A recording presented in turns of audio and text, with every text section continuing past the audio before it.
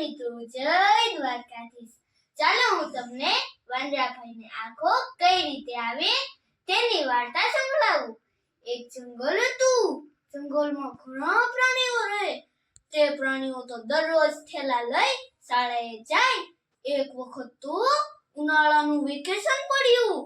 બધા પ્રાણીઓએ તો કહ્યું કે રજા રજા હુર્રે મજા।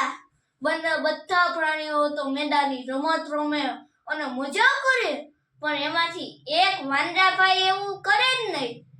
તે તો થેલા ઝાડ પર લટકાવી અને ટીવી મોબાઈલ જ જોયા કરે। એક વખત તો તેની આંખો લાલ ચોળ થઈ ગઈ। તેની મમ્મીએ કહ્યું કે બેટા ચાલ ડોક્ટરને બતાવતા આવીએ। તેઓ તો ડોક્ટર પાસે ગયા અને ડોક્ટરે આંખ તપાસીને કહ્યું કે ટીવી અને મોબાઈલ બહુ જોતા લાગો છો। અરે વાંદરાએ તો પોતાની ભૂલ સ્વીકારી।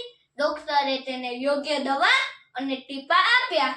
વાંદરો તો તે લઈ ઘરે ગયો અને તે 2 દિવસ સુધી તો દવા અને ટીપા નાખ્યા। પછી તે સારું થઈ ગયો અને પછી તો તે દરરોજ પોતાના ભાઈબંધ દોસ્તારો સાથે મેદાની રમતો રમે, જેમ કે આંબલી પીપળી, કબડ્ડી, ખો-ખો અને ક્રિકેટ જેવી અન્ય રમતો રમે। જોયું ને મિત્રો, વાંદરો કે આખો દિવસ ટીવી અને મોબાઈલની દુનિયામાં જ હતો, પણ તેને બહારની દુનિયા જોઈ ત્યાં તો તેને ખૂબ મજા આવી ગઈ। જે આપણી સાથે પણ આવું જ થાય છે।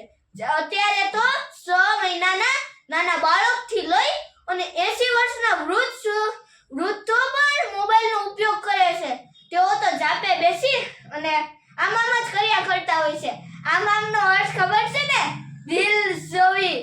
અને 6 મહિનાના બાળકોને રડતા હોય ત્યારે તેની મમ્મીએ તેને ફોન આપી દે છે એટલે તે ચૂપ થઈ જાય છે।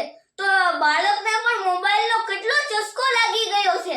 તો મારે દરેક મમ્મીને પણ કહેવું છે કે જ્યાં આપણે જરૂર પડતો જ મોબાઈલનો ઉપયોગ કરવો જોઈએ।